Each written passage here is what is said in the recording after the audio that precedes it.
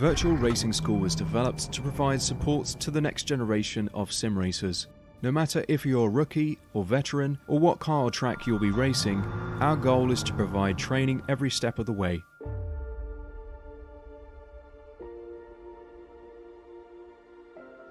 We found that iRacing can be quite difficult without proper training. There needed to be a way to prepare for on-track racing. With VRS, you can literally learn from the best sim racers in the world, including 4-time NASCAR iRacing World Champion Ray Alfala. And Ray Alfala is a 4-time champion of the NASCAR Peak Antifreeze iRacing Series. 3-time iRacing Grand Prix World Champion Martin Kroenke. Martin Kroenke becomes a 3-time world champion. Rallycross World Champion Mitchell de Jong. Mitchell de Jong is now champion for the iRacing Rallycross World Championship Series. And many other top sim racers.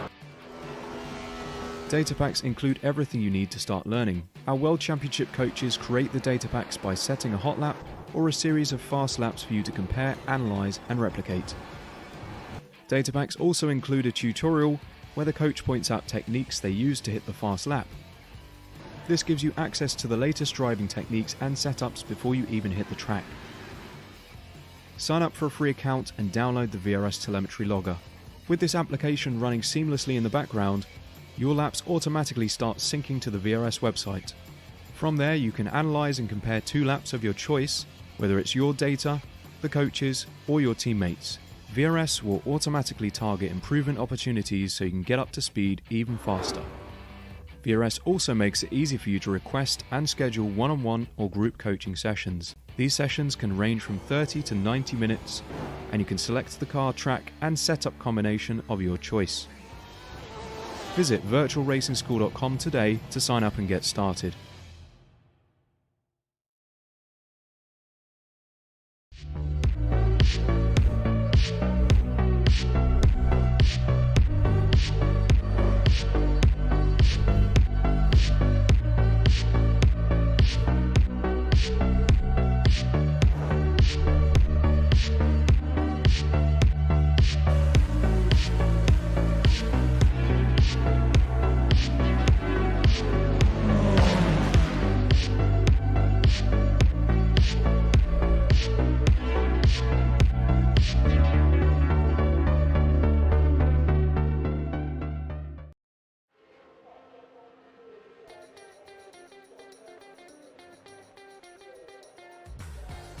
Hello and welcome to week 3 of the Radical Racing Challenge live on Apex Racing TV. My name is Sam Fitzpatrick, alongside me is Johan Karanis. Mark Trenter is operating the cameras for this race to be held at Francorchamps circuit, a real classic for any motorsports fan. Johan, we've been already to a couple of slipstream circuits this season, Red Bull Ring and Road America, provided great racing, and this is possibly the most slipstream circuit of them all. We've got some super long straights, and even that middle sector of the lap as well has got some areas where you can use the draft, so I think we're going to see more of the same as what we've seen in the first 2 races. Definitely agree, and if what the previous 2 races were something to go by, I think we're in for some great racing. We saw that mid-pack stick close together in both of the previous weeks, so I'm really looking forward to seeing that battle. But also, we've got some fresh new faces joining us for this week. We'll maybe talk about them a little bit later, but it's going to shuffle the pack a little bit and provide us with just that little bit of extra bit of interest in the race. So really looking forward to it. I think one of the highest quality of fields as well we're going to have all season, because I think it was 150 drivers signing up for this race. Spa's such a popular circuit, and we've got a really good field of drivers out here tonight. So yeah, really looking forward to this one. If you're new to the series, certainly do keep keep on watching, because it should just be a 25-minute sprint race. There's not too much to it. But these guys have practiced all week in order to get fast, and these are really the best drivers in this Radical SR8 going at it all, of course, in fixed setups as well. The first lap times are coming in. Greg Seitz currently at the top. He was the winner back at Red Bull Ring in week 1. Didn't go so well for him last time at Road America. Went out when in the lead, but that's a good time for him. Good to see Ruben Rodriguez back. Michael Reinhardt currently at the front there. Also John McHutchinson, good to see him back up there in 4th position, very close. And of course, I always have to say the second lap time is almost always faster. And here is the championship leader and also the winner last time out, Josh Cam. He puts in the fastest provisional lap, but as we have become accustomed to, it's very close down the order, despite the fact that this is really the longest circuit of the season besides Nordschleife. Yeah, it's also going to be tricky on the drivers because you've only got that many qualifying laps. The fact that these laps are so long, whenever you've got lap times over 2 minutes, qualifying becomes a bit of a different affair. Rebel Ring, and you can just punch out those laps as quickly as you want. But then coming to these longer tracks, you really need to consider getting in a banking lap first, and then you've only got a set amount of opportunities to really execute on a wonderful lap. So you need to get that car up to speed very quickly, and you need to be able to do it with the utmost confidence. Yeah, and that's what these drivers are trying to do now. What can Beauchamp do? Well, Green moved up into 3rd position. Probably, I think that may have been Green that we were watching. Berchold in 11th. Medina, Buisson across the line. Cam is a bit further away from these guys. Seitz doesn't improve. In fact, there's a little bit of a lack of improvements. Kundelis only in 9th position. He won't be pleased with that one. Hanoi maybe a bit disappointed as well with 13th. Can Rodriguez go to pole? Yes, he can. Still got Cam, remember, to cross the line. He's really the only big runner, I think, still to yet to complete that lap. Also, Sean Malloy has yet to complete his lap. And Matthias Beer as well, who we should watch out for. Good to see Matthias, who is a long-time Apex Racing League driver. And race winner in the GT Championship. But yeah, it's mainly going to be down to Cam to see if he can possibly improve. He's just going around the final chicane right now. Needs to be careful of the track limits, of course, as always. Just needs to keep one wheel on that red and white curb. He does that successfully. And the race winner back at Road America. Can he take pole? He sure can by a 10.5. Excellent lap there for the car number 4. I'm actually curious to see how some of the drivers set up their fast laps at the end of the straight, but kind of got my train of thoughts a bit too late. We're done with qualifying, so we'll get the order up as soon as possible. You want to take us through them? Yes, Josh Cam at the top. Ruben Rodriguez, who usually qualifies a little bit further down the hill. That's a really good qualifying for Rodriguez there in 2nd place. There's Greg Seitz, Mitchell Green in 4th. Michael Reinhardt, John McHutchinson, Beauchamp, who had a dreadful night on Wednesday in the Apex Racing League Series. He starts in 7th place, looking for better stuff. Philip van den Herk was in 8th. Then it's Kundelis, who's a bit further down than you'd expect. Callahan, Streetenberger, Medina, and is a Joe who we don't usually see too much, so good to see Anne around.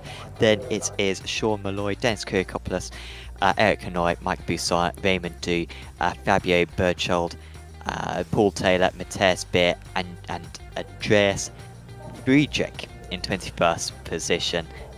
Once again, super competitive order. This one of the best, highest quality fields we're going to see all season long. I think of all the circuits to have a poor qualifying, Johan, this is possibly the best one, because we were seeing on Wednesday Danny Lee managed to go from all the way from the back to the front in both races. He went from about 20th position to fighting for the lead. So you can make moves around this circuit, and if you can just hitch kind of a ride on the back of a slipstream train, then you can really kind of slingshot your way up to the front. I definitely agree, and that margin for error is just a little bit, a little bit more here on the longer track. I mean, you've got that many corners to really catch up on in terms of time. But we're ready to get going with the lights, so Sam, take us away.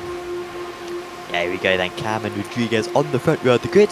The lights are out, and we're racing here at Francorchamps. It's a very even start for the front three. Good start for Cam. He should have the lead going into turn one. Sykes trying to go up the inside there of Rodriguez, just has to back out a bit. If you're going defensive, then he gets from the other judge. Reinhardt trying to get alongside Green, although I'm not sure if that is going to happen. They're racing behind as the top two start to pull away, and Green is able to hold on to that 4th position. Great start for Scott Callahan. He's up to 7th position from 10th on the grid. Few drivers skipping. A Radion there as we've got Condelis into the wall. He's out of the race, and Beauchamp as well in similar style to Wednesday, out of the race as well. That caps off an absolutely dreadful week for him in this car. But Cam leads the way, survives the chase up the Camel Straight. Green's also staying ahead of Reinhardt, fighting it with him in every corner. But Hutchinson is going to try to take advantage as well, and he just about gets past. But there's a spinner in the background. It's Vandenberg who almost goes into the wall, maybe did make contact with the wall, and drops down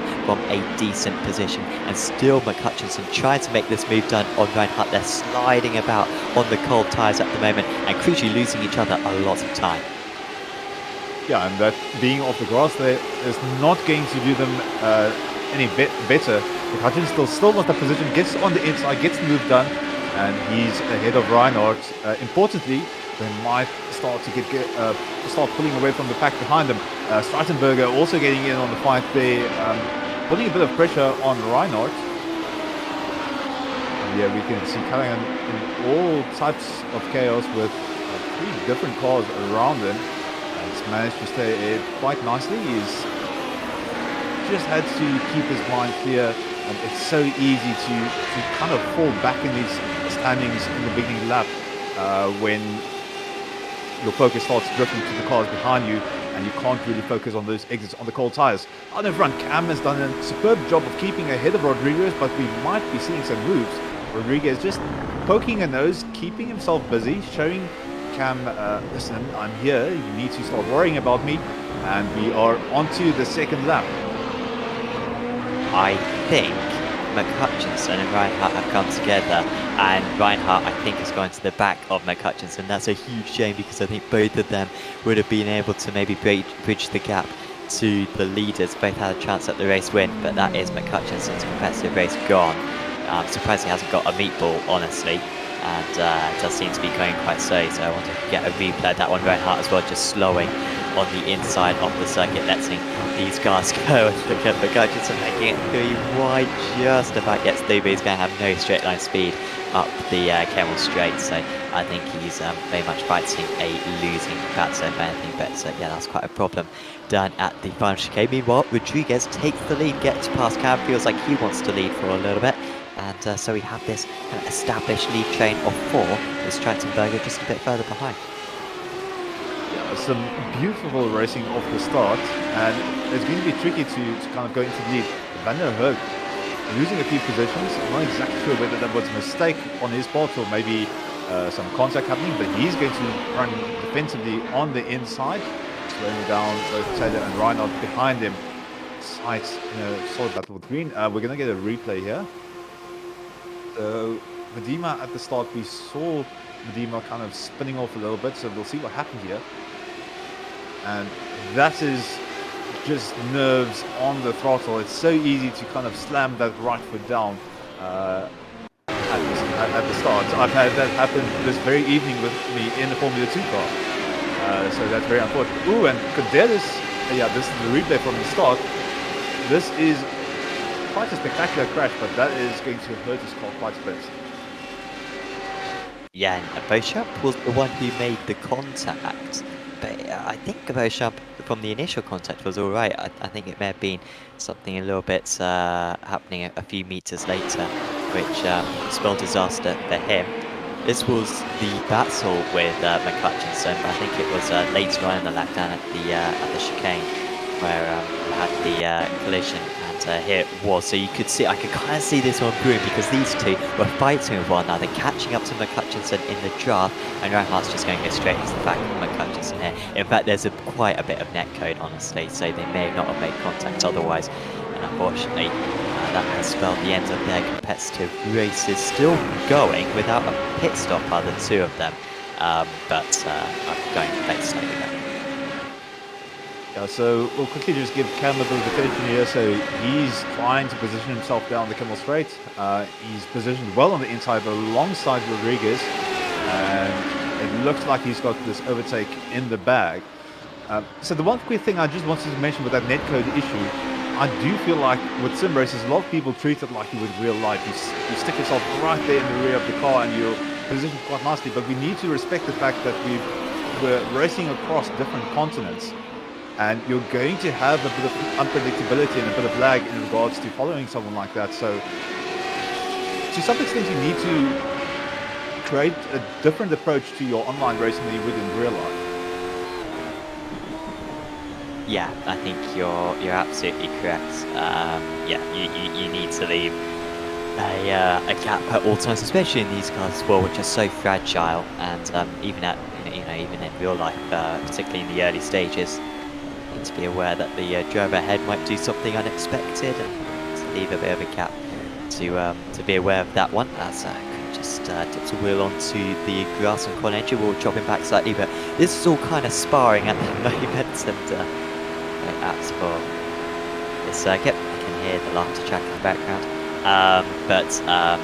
just practicing basically the lines. It will come down to the final couple of laps when you won't be moving up through the order. So these changes at the front, Cam and Rodriguez changing every other lap, not necessarily particularly decisive, and exciting being the teammates behind. We're very happy to be in that third and fourth position, happy just to follow in this train, pull away from Strattenberg and make this a four-way battle, and then really fight it out in the last couple of laps. That was Mike Busson just trying to fight Dennis Kyriakopoulos right there.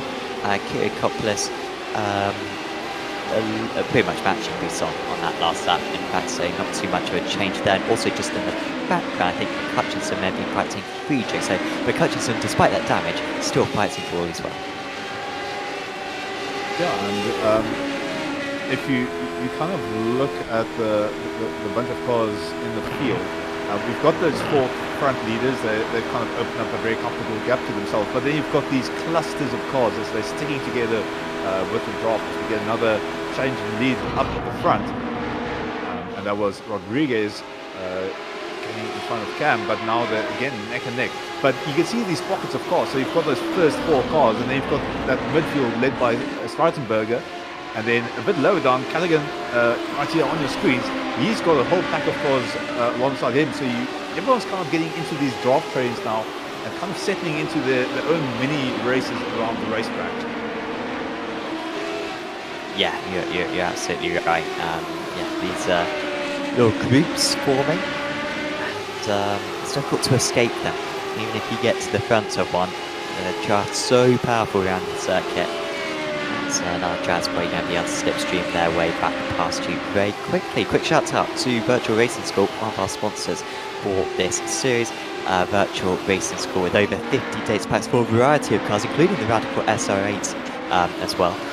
You can get some tuition from Pablo Lopez, who's an absolutely terrific driver in this car, former official series champion, and he can basically teach you how to get quicker in it. He does a lap, and then you can use the telemetry software to compare your lap with his lap and really see exactly where you are losing time. And of course, if you want, you can even get a one-on-one coaching session with Pablo, so you can really identify where you can improve on your lap time. So do certainly check out Virtual Racing School in order to get tuition for this Radical SR8 along with over 50 other cars across road and oval disciplines on iRacing. You were mentioning about the packs, and I think this is very much what I'm forming, because Stroutenberg had a bit of a gap over these drivers, but they've all kind of just caught up in the last few laps, and now very much got a pack of 5 fighting for fifth place. Yeah, it's shaping up to be quite a bit of an interesting situation, especially as we now go through our Rouge and Radion. It's so difficult following that closely, because you can't really see what the front car is doing, but he is so close that if there's one incident, that's going to be on top of you in a few seconds. So, two drivers here going for an overtake. And that's going to be Hanoi getting past. Oh, and contact there. That was Malloy being shunted from behind. I'm not exactly sure who hit him. But that's going to hurt his chances quite a bit. He's out of that train. So Streitenberger still battling. You can see the yellow car there of Kirikopoulos just behind him, and Buisson also in the action. Hanoi getting a bit of a breather from that entire situation happening behind him. He just missed it. Yeah, we see Malloy trying to kind of go with Hanoi here on the inside, but maybe was a bit slow on the apex, and yeah, contact behind by Streitenberger, who was able to stay ahead of Kirikopoulos and co, but Streitenberger now 9/10 behind Hanoi, and that's barely within draft range. So he's going to do well to catch back up to that one. So looking very good for Eric Hanoi. He qualified quite poorly in 15th position to the car number 7. But he's up there in 5th place. Honestly, that would be one of his best ever results in the strength of field races. So Hanoi really doing an exceptional job at the moment. Looking good for him, as it's looking all right for Ruben Rodriguez as well. Josh Cam was able to get ahead earlier on in this lap. Rodriguez managing to get back past once again. And as they move on to lap 6, really past the halfway point of the race, or coming up to the halfway point of the race, sorry. It is anyone's to play for, Aldi's top 4. Definitely agree, and you can see Sights Green just behind Rodriguez and Cam really working together quite nicely. Someone fancies himself an overtake on the inside. It's going to be a bit difficult through the source, but he's going to stick it in there. He's going to be side by side still. Now this is going to be a bit of a different situation. They're going to unfortunately be side by side for both Arouge and Radion, and this is a very, very tricky one. Ooh, and so dangerous, so close to contact and just avoiding it. Some great driving through from both those drivers, keeping out of trouble. I think the hearts might have been in their mouths at that point. That was mega. Absolutely mega. We don't usually see that. Usually one driver pulls out, and it is easy that in this Radical SR8. But that was still really good awareness from the pair of them to leave space. They were very close, as you were saying, behind, but just about avoided it. Yeah, that's nice work. And in the end, it was Kirikopoulos staying ahead of Buisson. Kirikopoulos now 2 seconds behind Streitenberger. Remember, that was a whole pack just a moment ago. Heck, Kirikopoulos was inches away from getting past Streitenberger, but now 2 seconds behind. Such has been their battling. So yeah, bad news for those guys. Going to have to work hard to bridge that gap by the end of the race. We tune back in with John McHutchinson, several-time race winner in the strength of field races. I believe 4-time race winner, if I recall correctly. And he is sat behind Callahan, but you can see a string of cars just ahead of him, all the way up to Kirikopoulos, in fact, who we were watching just a moment ago. And in fact, behind him to Vandenherk and Medema, and also maybe Reinhardt as well, aren't too far behind. So yeah, this is quite a train of cars, and everyone's got the slipstream with one another, and that will just kind of drag everyone to the front of this. Yeah, so they're kind of trying to pull themselves ahead by the slipstream, but it's difficult when the driver in front is a little bit slow and struggling for pace. And you might have a faster driver behind them, but you don't. As a driver, you don't really want to give up that position, even though you know that you might have an advantage if you make use of that driver's pace in front of you. So it's a very, very tricky call to make. Either you put the foot down, or you maybe use a bit of the pace behind you. But the problem is, you have the chance of gaining that position back if you let the faster driver through. So you're kind of in this catch-22 situation where you just go further back because you can't really let that driver past. I know doing a superb job here of keeping Streitenberger behind him, but Streitenberger has got the draft through the Kemmel Straight. Does think a bit better of it. He doesn't want to challenge it through Les Combes. So he's just going to stick there behind Hanoi and see if there's an opportunity, a weakness that he can exploit. And then he's just going to wait his time to strike. We're in lap 7 of 11, so nearing the end stages of this race. And Buisson was able to get past Kirikopoulos at the end of the Kemmel Straight, so Buisson up to 7th position, Kirikopoulos down to 8th, and it was looking very tasty actually at the end of the Kemmel Straight, but not too many changes made. I think Friedrich was maybe able to get past Beer as well, and now Beer falling into the clutches of Callahan. Friedrich really fast, by the way, on that last lap time, 12.8 matching the leaders' times, and Beer's just dropping back. Beer, who started down in 20th position, not so much experience, I believe, in this Radical SR8, and of course the German Austin Powers, because of his very groovy livery, as was nicknamed by Pete Mackay, of course.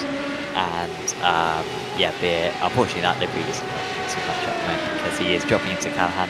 All these defensive moves actually chopping them off the back of the pack ahead, also dropping them into the clutches of Van den Herk and Co.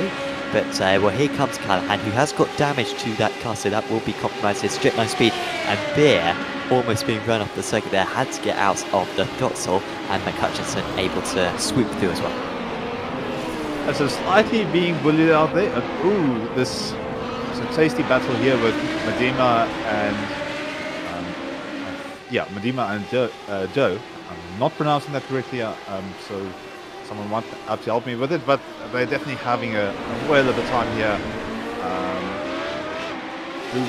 think that was the source, and sticking on each other's rear. So it's a good job they're doing. They are working up towards the pack in front of them. We've got Van den Herk and Beer and McCutcheon coming in. So they might be able to catch that back.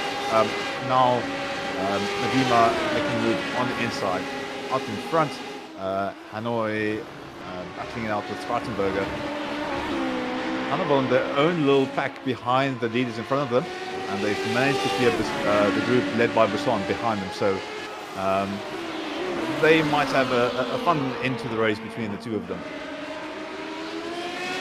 Yeah, I think that's a good shout, because yeah, they can kind of just be obsessed with one another. They don't have to worry too much about Buisson. I mean, I guess if they do battle, I guess Buisson might be able to catch up, but they maybe just halt their racing until maybe lap 10, another lap and a half, and they should be safe. Big thanks as well to SDK Gaming for also sponsoring this broadcast and providing our immense overlay. SDK Gaming providing lots of different templates for your overlay, including, of course, this one, which is kind of an F1 2017 style overlay. Also the NASCAR templates with the timing, with the ticker at the top of the screen, or kind of the tower that they use in some of the other divisions of NASCAR as well over in the US. Also got the Formula 3.5 overlay as well, which is one of my favorites, the kind of blue overlay similar to this one. And of course you can do so much more customization as well, and if you know a bit of CSS, you can really make the overlay look however you want, whilst SDK Gaming deals with all the calculations and the live timing in the background. So do certainly check out sdk-gaming.co.uk in order to get yourself a subscription as we cross the line for the third to final lap. Yeah, so I'm just going to vouch as a programmer, I definitely agree it's a very, very powerful tool. So definitely check them out. So up to the hill we go. Rodriguez right on the rear of Cam, and Sykes and Green now fancy themselves a chance of being a bit closer to the leaders. Almost seems like we're going to go 3 wide here if they want to. And there we go, 3 wide. So slightly behind them, that's a bit tricky, but Cam and Rodriguez side by side through Le Combe, and this is really going to test the limits of their cars. Sykes and Green always like vultures, ready for any types of scraps from this battle in front of them, any car spinning out, and they are going to be right on past. So it's going to be make for a very interesting watch over the next few laps. Back to you, Sam. It's interesting just how much they're fighting, isn't it? Because, I mean, we've seen so far, it's impossible to defend up the Kemmel Straight and into the final chicane as well, for that matter. And yet we've got 2.5 laps to go, and they're fighting absolutely hammer and tongs, and they're very lucky to have survived those few corners, because they did make contact at least once. They were very close to making contact a few other times as well, so interesting to see the aggressiveness. Meanwhile, Sykes and Green quite happy to sit behind. I guess Green doesn't have much of a choice in the match, he's not exactly going to fight his own teammate.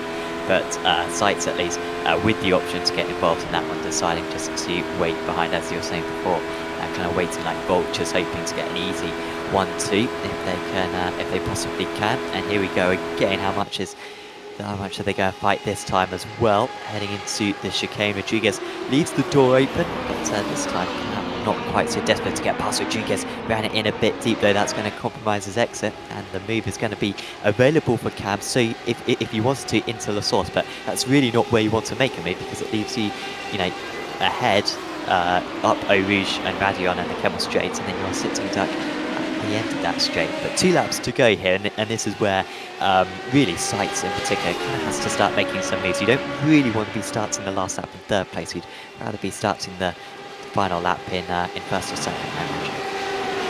I definitely agree. This is kind of do or die for him at this point. So it depends on how much he really wants to get involved in this battle in front of him.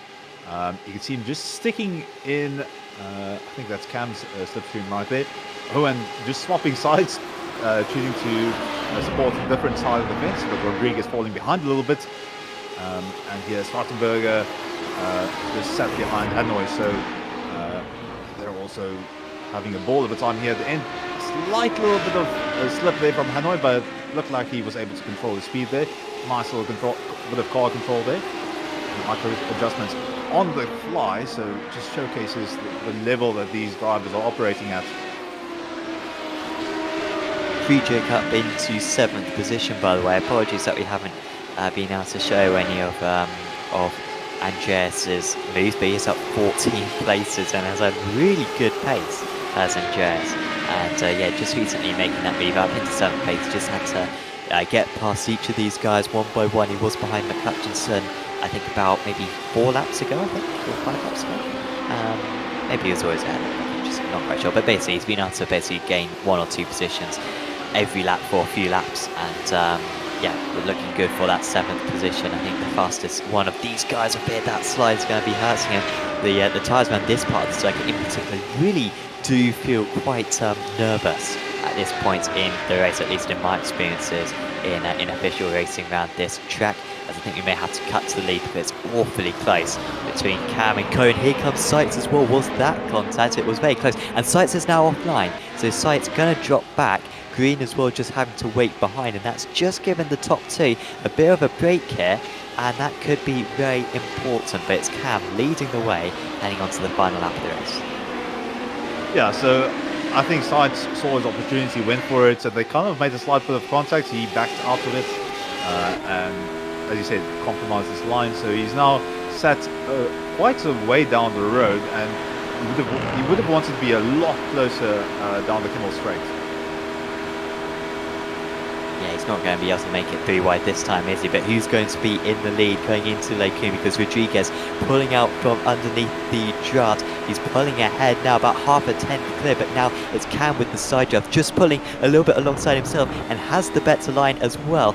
Rodriguez going to try to hold it out. They make contact a couple more times there as well. Sights super close to one of these drivers now, and he could maybe make a move for it. Rodriguez again getting marginally ahead, but again it's Cam with the inside line. Now there's contact. Sights just about gets underneath, but he had to slow up a lot there, and that allows Josh Cam to pull away, and now has an 0.8 of a second gap with half a lap to go.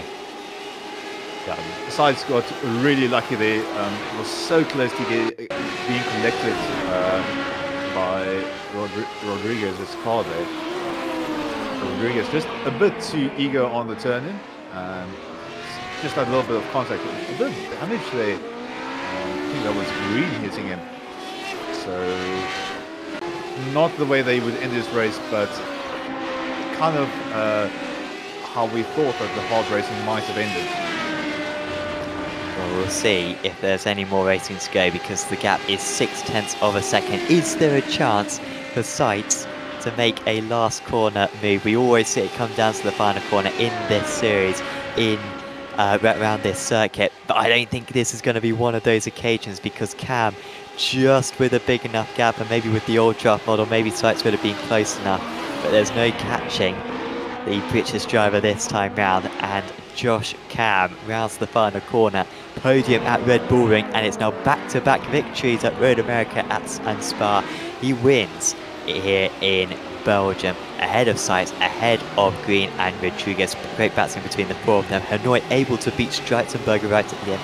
Friedrich held on for a fantastic 7th position, and McCutcheon, Vanden Hurk and Beer super close to one another, 2/100 separating 12th and 13th in the end. Well, once again, I think it's a little bit of a controversial race win right there, as we see this fantastic final lap battle between Hanoi and Streitzenberger. But man, we've had some tight battling, Johan, and well, there's a little bit of contact which decided it back at Road America, and there's a little bit of contact which decides it again here at Spa. Yeah, I mean, the racing is going to be hard and close, and that's what we as spectators are really enjoying. I mean, it didn't look like any kind of malicious bump. It's just purely a racing incident. So that's kind of going to go hand in hand with really close racing. You don't have someone just running off into the distance, and I mean, that makes it just so much more enjoyable to watch. Absolutely. Final shout out to Apex Racing Academy, by the way.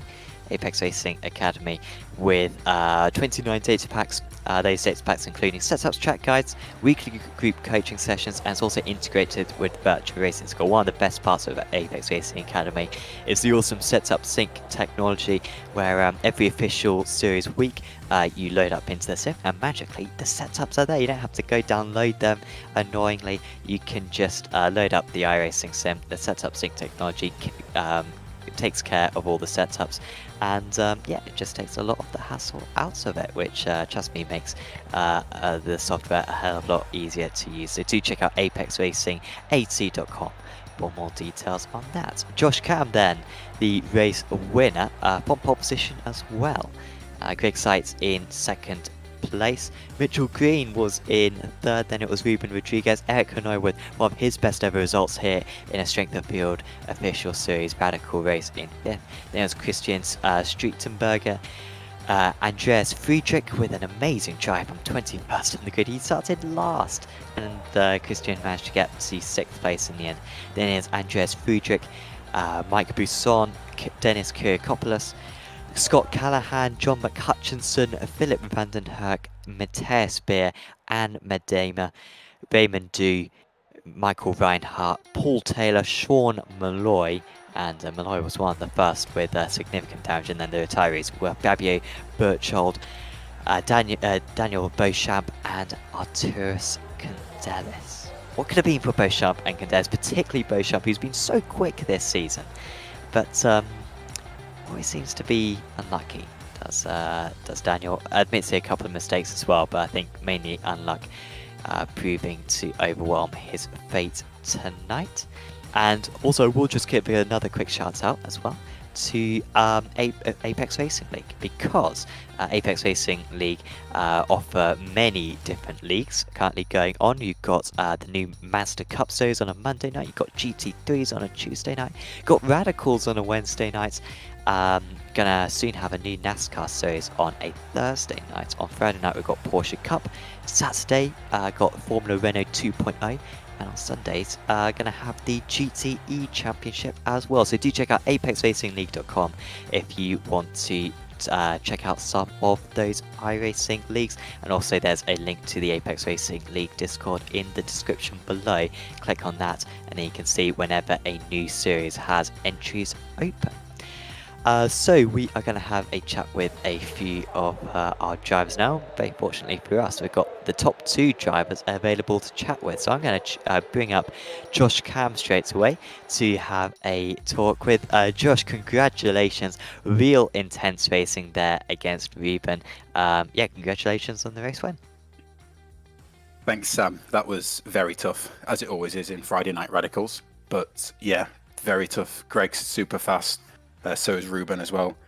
And Mitchell is always a threat. He's right on the back of that train. So we had to work. I tried to work with Ruben for the first half of that race, you know, to pull away. But Greg and Mitchell are too fast for that. So it became a battle eventually. Yeah, and we got to ask. I mean, there was some brilliant battling there. I think on the penultimate lap, or maybe it was the 3rd to final lap. You guys were side by side for probably 6 corners consecutively. Then we moved on to the final lap. Talk us through that little bit of contact you two had. How was it from your perspective? Yeah, well, that corner downhill is very tight, and it goes on for much longer than you think every time you get there. So it was lap 9, 2 laps from the end. Ruben was round the outside of that corner, and he just had the front of his car ahead. So I had to keep my car really, really tight, and we brushed against each other. Luckily, nobody spun. I had to back out of that one.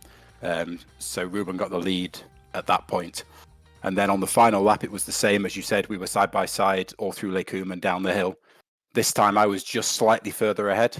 But Ruben thinks that was a bit of a netcode contact. It's very hard to tell on iRacing, but I stuck as close to the inside as I could on that one. And I think it's got to go down as a racing incident, really. It's a shame for Ruben. He had the pace, and we had a really clean race as always. So, yeah, good fun. Definitely. And I mean, usually we get to round 11 and 12, and you decide to all of a sudden win all the races. It's become quite a thing over the past couple of seasons. This season, other way round. But this has been an immense start to the championship. 3 podiums, 2 race wins. What do you think is maybe different compared to previous seasons, which has made the difference and enabled this success this season?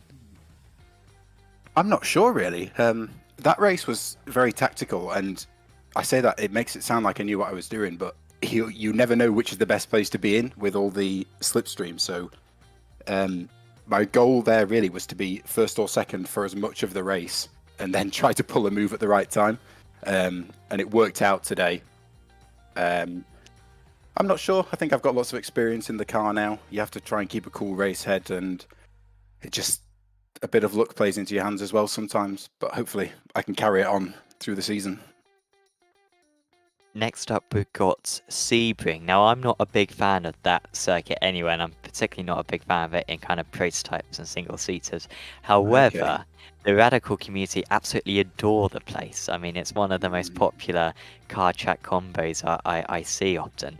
What are your thoughts on it? I have to agree with the community, unfortunately, Sam. I really like Sebring. Myself and George Streetley had a podium there last year in the 12-hour race driving the prototype. So it's a place I normally go well. I wasn't able to race it last season, and unfortunately I can't race it next Friday either. So you'll have to let me know how it goes the week after, because I can't be around, unfortunately, which is a shame because I really like that track. That is a shame. At least it'll give someone else a chance at taking the race win at least, but you'll still be in very good stead for the championship. I'm sure you got a good lead at the moment in the broadcast championship, and I'm sure the official series as well. Before we let you go, Josh, is there anyone you'd like to give a shout out to? Yeah, I think I'd like to pass this race win on to Chris Cash, my teammate. It's his birthday today, a big celebration for him, which is why he's not here. So thanks to Chris for his hard work running the team. It's always a pleasure to race here. So thanks, Chris. Enjoy your birthday. Thanks, Apex Racing TV, as always. I'm looking forward to watching this stream back. I presume there was a lot of battling. Yeah, everyone who tunes in and enjoys them, thank you. I hope you keep coming back. Awesome. Well, congrats on the race win, Josh, and see you back in a couple of weeks. Thank you, Sam. Josh Cam there, your pole sitter and race winner tonight. Johan, I think we've got another interview lined up. Yeah, so we'll just quickly pull him over. So welcome, Mr. Greg Seitz, and a massive congratulations on that second position. That was very hard fought for, and welcome back to the podium. You made a great recovery and to this weekend. I mean, that was a superb battle to stay in touch with the leaders and just position yourself for that overtake right at the end. What was it like from your perspective? Yeah, thank you, Johan. I was just, playing it pretty patient. I think the first half of the race, I wasn't planning on making any moves unless something, really obvious, showed up, because I wanted to kind of get a little bit of gap to the group behind us. And after that, I decided, that at that point, I'm going to just look for some opportunities. It was really tough because the cars are so damn wide. I couldn't get anywhere where, I could make a really safe kind of attempt at a pass there until, the last couple laps. And both Ruben and Josh did a great job, defending and kind of cutting off any avenue that I had to attack on. So yeah, it was really tough. I was a little frustrated that when Ruben crashed it just slowed me down just enough to put me out of touch with Josh. I thought if I could have stayed a little closer, I could have given him a run into the bus stop. But I was just a little too far back to make up that ground. I must say though, you still did a superb job. I do have to ask, were you in a conversation with Green, because you both looked like you were working together quite nicely, just keeping in touch with those drivers in front of you, not fighting, and just making sure that you're there for exactly what happened there at the end of the race. Yeah, I mean, we're teammates. We're on the comms together, but we generally don't talk too much during the race. We kind of know each other's style, so we know that neither one of us are going to make any silly moves on the other one. But yeah, we're definitely not holding back. We're trying to race each other, and it's just like I said, it's really tough when you're kind of third and fourth back to get any kind of decent run on anybody, as long as the front guys don't make mistakes. And like I said, they drove a really nice race, so they kept the opportunities to a minimum. And then I know myself and Sam are both maybe not Sebring's greatest fan, but are you also one of the prototype or the radical drivers that really love Sebring as a circuit, or is it a bit I don't know. It's all new. This is a new season. This is a new car for me. So I used to race more open wheelers, Indy Pro, F3, and Skippy, and so this is my first season in this car. So everything is kind of new to me, but I'm kind of learning as I go and picking up little bits here and there. So hopefully I'll just keep improving throughout the season. But I'm okay at Sebring. In other cars, it's not the absolute best track for me, but I think it'll be pretty fun in this car. Definitely looks like it is going to be. And you've been doing very well this season with 2 podium finishes. So again, massive congratulations. From your side, any supporters that you want to say thanks to? Any family members or team members supporting you while you're racing? Yeah, I just want to say thanks to my team, Rush Racing. We always have a great time together, and Mitch in particular, for doing these races with me. But I also want a big shout out to Josh and Ruben both for running great races. Everybody kept it really clean, and it was a lot of fun. Yeah, it's always fun to see kind of just the level of racing that all of you bring to the table. It's been such a pleasure to spectate and commentate on. So also thanks to you as well. Thank you so much for your time, Sights, and I hope that you have a lovely evening and good luck for Sebring. Yeah, I appreciate it.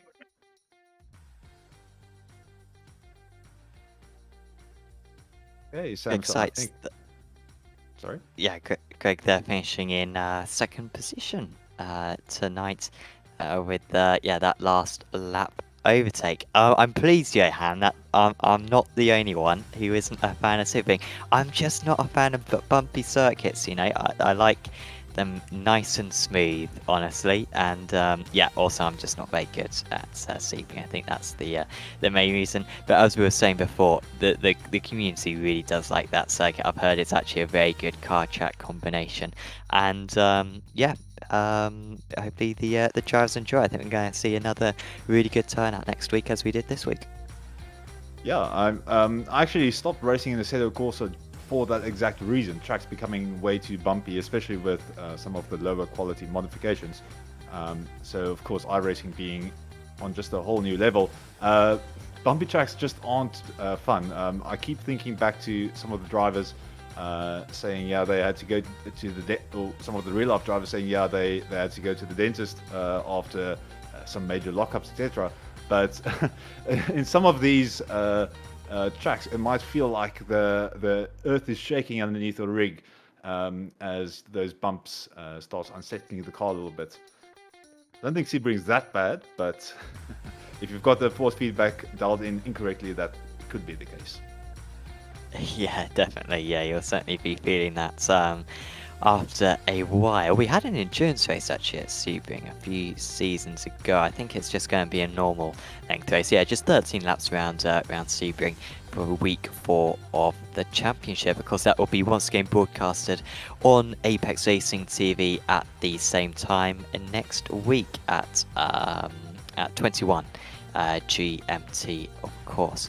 Of course, if you have enjoyed the racing tonight, make sure to give the Radical a try, because this Spa circuit is a really good one to give the Radical a try, especially to race around here. Is a lot of fun. It's a very different car to really anything you're going to find in all of iRacing is this Radical SR8, but trust me, it's a really fun car to give a spin around many of these circuits. It's a really good schedule as well that the community have put together for this season, so do check out the Radical SR8, and well, maybe we could see you in one of these official series strength of field races in the near future. Big thanks to Apex Racing Academy, to SDK Gaming, and to Virtual Racing School for sponsoring this broadcast. And of course, make sure to check out apexracingleague.com as well. Links to all of them in the description below. If you've enjoyed this video, do leave a like on it. Subscribe to Apex Racing TV so you can see all of our other commentaries coming up in the near future. Tomorrow we've got the Formula Renault 2.0 Championship and the Formula 3.5 Championship. It's absolutely immense that we got those two. And also got, I think, IGP Fun on Sunday in the F3 cars, and we've also got the Spec Racer 4 Championship as well on Sunday, and there's loads of other racing as well going on through the week. The first round of the Apex Racing League Master Cup, for example, is happening on Monday, so make sure to subscribe to the channel and you can see all of them, and of course also check out our social media pages as well on Twitter, Facebook and Instagram. But for now, from myself, Sam Fitzpatrick, from Johan Canis and from Mark Tranter, it is Josh Cameron with 2 in a row. We'll see you back at Sebring in 1 week's time. See you then.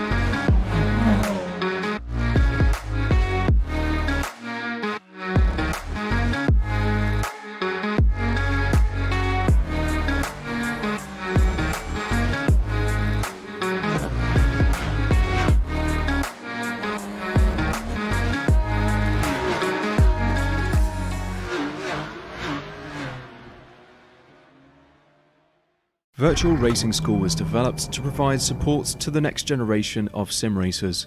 No matter if you're a rookie or veteran or what car or track you'll be racing, our goal is to provide training every step of the way.